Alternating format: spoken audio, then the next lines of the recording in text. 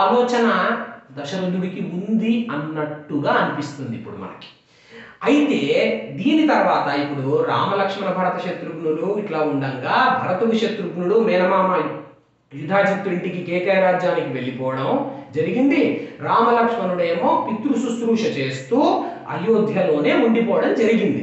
ఇట్లా ఉన్నప్పుడంట ఇక్కడ రామలక్ష్మణులేమో తల్లిదండ్రుల్ని సేవిస్తున్నారంట.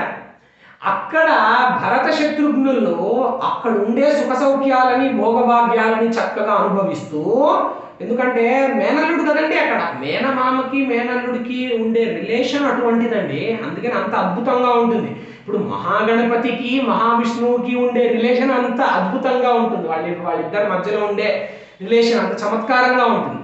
కాబట్టి ఆ మేనల్లుడు ఇప్పుడు మేనమామ ఇంటికి వచ్చాడు కాబట్టి అక్కడ ఉండే భోగభాగ్యాలు వాళ్ళు అనుభవిస్తున్నారంట. అనుభవిస్తూ ఉండంగా మనస్సు మటుకు అరే వృద్ధుడైన దశరథుడు ఉన్నాడే, ఈ వృద్ధుడైన దశరథుడిని వృద్ధం దశరథం నృపం అంటున్నారు. ఈ వృద్ధుడైన దశరథుడిని మనము చూసుకోకుండా ఇట్లా వచ్చేసామేంటి, ఇట్లాగా మేనమామ వాళ్ళ ఇంటికి వచ్చేసి ఇట్లాగా మనం ఈ భోగభాగ్యాలలో మునిగిపోతున్నాం ఏమిటి అని భరత శత్రుఘ్నులు అక్కడ ఆలోచిస్తున్నారంట. రామలక్ష్మణులేమో ఇక్కడ మనసులో పితృశుశ్రూషను పెట్టుకుంటూ పితృశుశ్రూష తల్లిదండ్రుల్ని సేవిస్తూ ఉన్నారంట. భరత శత్రుఘ్నుల మనస్సులోనేమో వృద్ధులైన తల్లిదండ్రుల మీద ఉంది ఆలోచన, అంటే వృద్ధులైన తండ్రి మీద ఉంది ఆలోచన.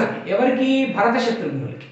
అయితే ఇట్లాగా అక్కడ భరత శత్రుఘ్నులు ఇక్కడేమో రామలక్ష్మణులు ఉండంగా భరత శత్రుఘ్నుడి భార్యలైన మాండవి శృతకీర్తి భరత శత్రుఘ్నుడితో వెళ్ళిన మాట రామాయణంలో లేదు. కాబట్టి మరి వాళ్ళు ఒక్కళ్ళే వెళ్ళారు అని ఒక స్కూల్ ఆఫ్ థాట్. వీళ్ళిద్దరు కూడా మాండవి శృతకీర్తి కూడా భరత శత్రుఘ్నుడితో వెళ్ళుండి ఉండవచ్చు అనేది ఇంకొక స్కూల్ ఆఫ్ థాట్. అది ఏమిటి అనేది ఇంకా అది ఒక ఇంటర్ప్రిటేషనల్ ఇష్యూగా మిగిలింది.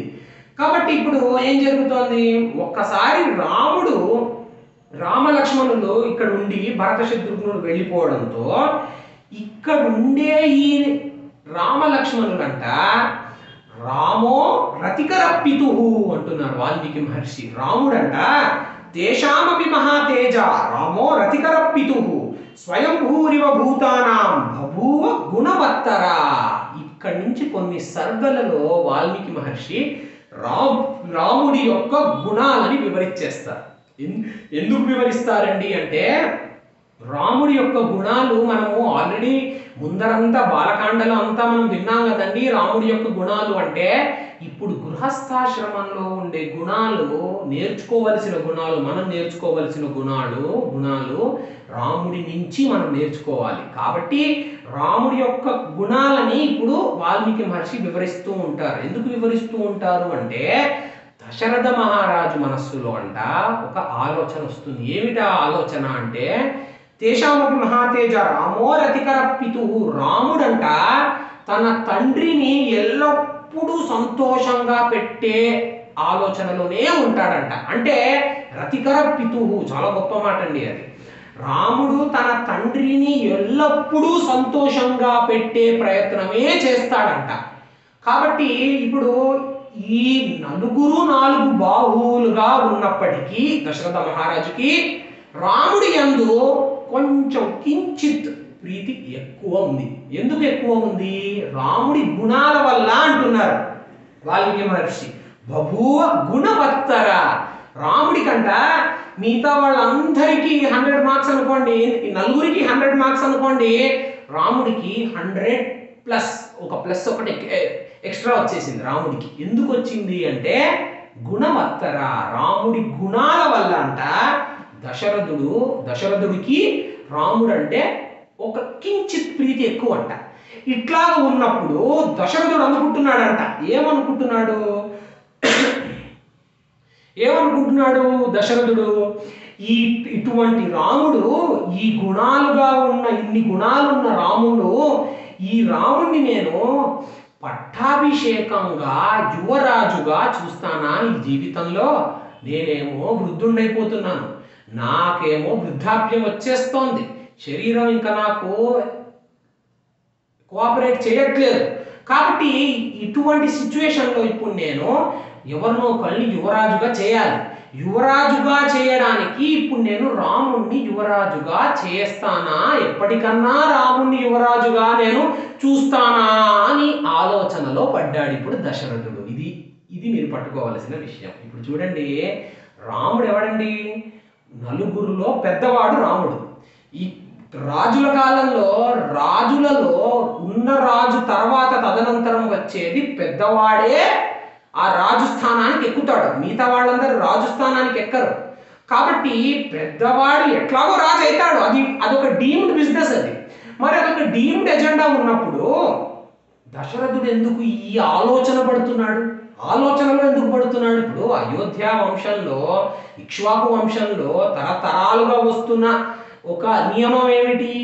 క్షత్రియ ధర్మంలో ఏమిటి ఆ నియమం అంటే, రాజు తర్వాత పెద్దవాడు ఎవడైతే ఉన్నాడో పెద్దవాడే రాజు అవుతాడు. సబ్జెక్ట్ టు వేరియస్ కండిషన్స్, అర్హత్వం, వాడికి ఉండే బలము, బలహీనతలు అవన్నీ కన్సిడర్ చేసుకొని పెద్దవాడే రాజు అవుతాడు. అట్లాంటి పరిస్థితుల్లో దశరథుడు ఎందుకు ఆలోచిస్తున్నాడు? ఇప్పుడు నేను రాముణ్ణి ఈ యువరాజుగా చూస్తానో లేదో అని ఎందుకు ఆలోచిస్తున్నాడు? 2 ఆప్షన్స్ ఉన్నాయి అక్కడ.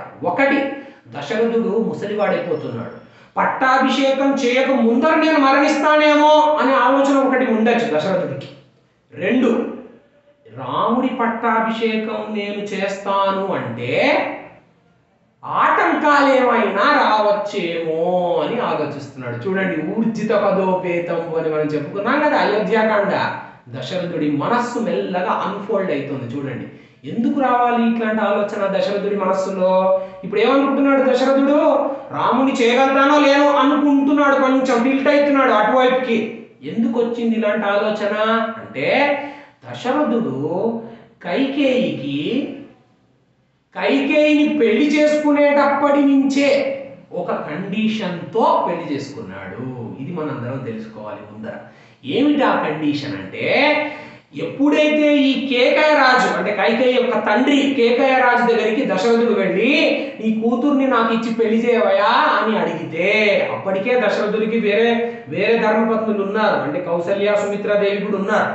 ఉన్నప్పుడు తర్వాత కూడా దశరథుడు కైకేయి యొక్క అందానికి మోహితుడై కేకయ రాజు దగ్గరికి వెళ్ళి, కైకేయి యొక్క వీర్యానికి కూడా మోహితుడై కేకయ రాజు దగ్గరికి వెళ్ళి నీ కూతుర్ని నాకు ఇచ్చి పెళ్లి చేయవయా అంటే, కేకయ రాజు ఒక కండిషన్ పెడతాడు. ఏమిటా కండిషన్ అంటే, నువ్వు ఆ గొప్ప ఇక్ష్వాకు వంశంలో పుట్టిన రాజువి కదా, నేను నా కూతుర్ని నీకు ఇచ్చి పెళ్లి చేస్తాను, బాగుంది, కానీ నా కూతురి కడుపున పుట్టిన వాడే ఇక్ష్వాకు వంశాన్ని ఏలాలి. అంటే నీ తర్వాత నా కూతురి కడుపున పుట్టిన వాడికే నువ్వు రాజ్యాన్ని అప్పచెప్పాలి అని కేకయ రాజు కండిషన్ ఎప్పుడో పెట్టాడు. కైకేయికి ఏదో 2 వరాలు అవన్నీ తర్వాత. అసలు ఫస్ట్ ఆఫ్ ఆల్ దశరథుడు ఎప్పుడో ఒప్పుకున్నాడు కేకయ రాజుతో. కైకేయి పెళ్లి చేసుకునే ముందరే ఒప్పేసుకున్నాడు. అట్లా ఒప్పుకున్నాడు కాబట్టే ఇప్పుడు ఆలోచిస్తున్నాడు.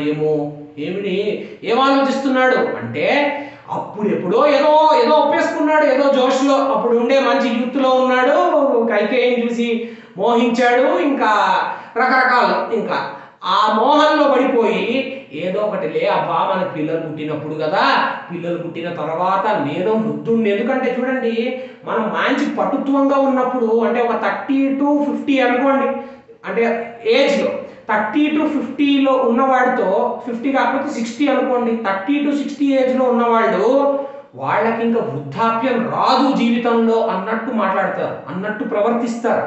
అంటే ఆలోచన అనేది ఇప్పటికే ఉంటుంది. అంటే జీవితం అంతా కూడా శరీరం ఇంతే పటుత్వంగా ఉంటుంది అని అపోహలో ఉంటారు. శరీరం ఇంతే పటుత్వంగా ఉంటుంది, బుద్ధి ఇంతే చురుగ్గా ఉంటుంది అనే అపోహలో ఉంటారు.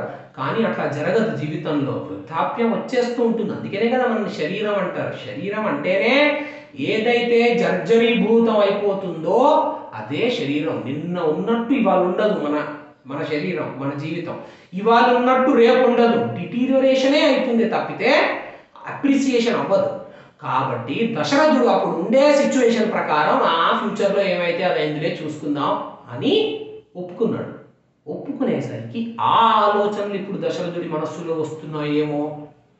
ఊర్జిత కథోపేతం అని అందుకు అంటారు అయోధ్యకాండ. ఇదంతా రామాయణంలో చెప్పలేదు, కానీ దశరథుడి యొక్క మాటలలో, దశరథుడి యొక్క ఆలోచనలు అక్కడక్కడ మనకి ఫ్లేవర్ వచ్చేస్తూ ఉంటాయి. ఎందుకు? ఆయన చేసే పనులు అటువంటివి. ఇప్పుడు భరతుణ్ణి పంపించవలసిన అవసరం లేదు నిజానికి చెప్పాలంటే, అయినప్పటికీ యుధాజిత్తు రాగానే భరతుడిని పంపించేశాడు. ఎందుకు పంపించేశాడు?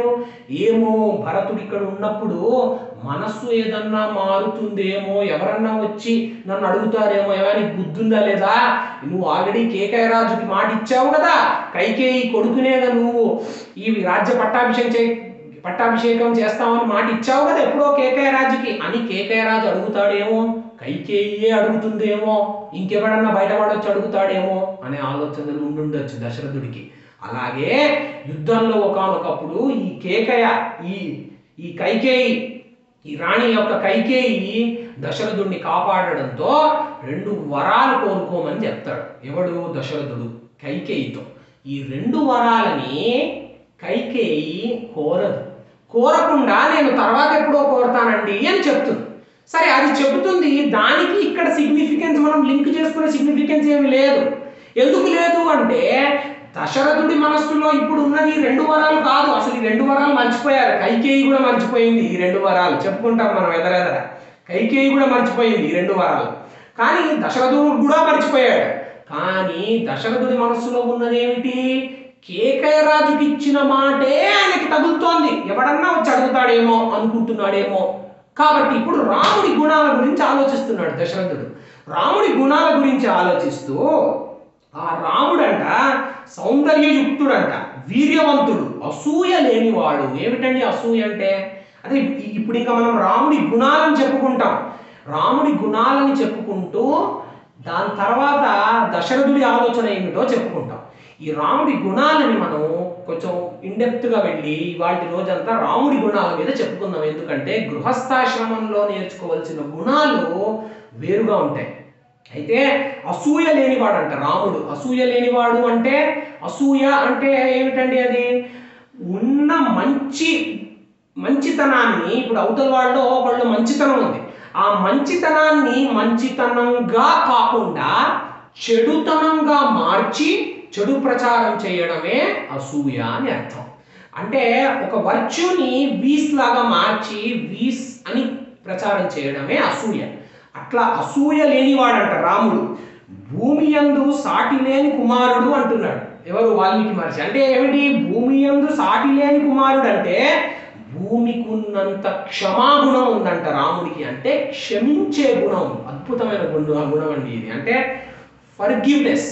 నువ్వు అవతల వాడిని ఫర్గివ్ చేయగలుగుతావా? అవతల వాడు వచ్చి నిన్ను ఏదో మాటలు అన్నాడు, ఏదో తిట్టాడు, లేదంటే నీకు ఏదో అపకారం చేశాడు, నువ్వు వాడిని ఫర్గివ్ చేయగలిగితే ఉదార స్వభావుడివి నువ్వు. అంటే యు ఆర్ సో మ్యాగ్నానిమస్. నువ్వు వాడిని ఫర్గివ్ చేయకుండా వాడు చేశాడు కదా నేను కూడా వాడిని ఇంకేదో చేస్తాను అని వాడి రూట్లో నువ్వు కూడా వెళ్ళావనుకోండి, నీకు వాడికి పెద్ద తేడా ఉండదు. అదే నారో మైండెడ్ థింకింగ్ అన్నమాట. అది ఆ సంకుచితంగా ఉండే ఆలోచన. వాడు నాకు చేశాడు, నేను కూడా వాడికి ఏదో చేయాలి, వాడిని ఒక మాట అన్నాడు, నేను వాడిని 10 మాటలు అంట. ఇవన్నీ సంకుచితమైన ఆలోచనలు. కాబట్టి రాముడు భూమితో సమానుడంట. భూమికి ఎంత క్షమాగుణం అండి, అంత క్షమాగుణం రాముడికి ఉందంట. అట్లానే గుణముల చేత దశరథునితో సమానుడంట రాముడు. దశరథుడు ఎంత గుణవంతుడో అంటే దశరథుడు ఎంత గొప్పవాడో రాజకీయాల్లో ఇంకా రాజ వ్యవహారాలలో అంతటికంతా సమానుడంట రాముడు. అట్లా సమానుడైన రాముడిని ఇప్పుడు ఏమైతుంది? సతునిత్యం ప్రశాంతాత్మ అంటున్నారు వాల్మీకి మహర్షి. వాల్మీకి మహర్షి అంటారు, సతునిత్యం ప్రశాంతాత్మ మృదుపూర్వంతు భాషతే ఉచ్యమానోపి పరుషం నోత్తరం ప్రతిపద్యతే. అద్భుతమైన మాట. సతునిత్యం ప్రశాంతాత్మ. రాముడి గుణాలు ఇంకా వివరిస్తున్నాడు. ఏమంటున్నారు? సతునిత్యం ప్రశాంతాత్మ. రాముడంట నిత్యం ప్రశాంతమైన మనస్సుతో ఉంటాడు అంటున్నాడు. అంటే అదేమన్నా భూనా అండి? అది అందరికీ రాదండి, పూర్వజన సుకృతం అంటారేమో. ప్రశాంతాత్మ అంటే మనస్సుని ఎల్లప్పుడూ ప్రశాంతంగా ఉంచుకోవడం. అంటే ఇందాక మనం చెప్పుకున్న ఈ సుఖం దుఃఖం కాన్సెప్ట్ ఉంది చూసారా, దాన్ని సరిగ్గా ఇంప్లిమెంటేషన్లో పెట్టడమే మనస్సుని ప్రశాంతంగా ఉంచుకోవడం. అంటే ప్రశాంతాత్మ ఎప్పుడైతాం మనము, అవతల వాడు ఎవడన్నా వచ్చి మనతో మాట్లాడాడు అనుకోండి, మన మనస్సు ఎప్పుడు ఎట్లా మాట్లాడుతుంది, మనకి నచ్చిన మాటలు వాడు చెప్పితే మనకి నచ్చుతుంది, అంటే బాగుంటుంది, మనస్సుకి ఇంకా కావాలి ఇంకా కావాలి అంటుంది. ఒకడు వచ్చి పొగుడుతున్నాడు అనుకోండి, అబ్బా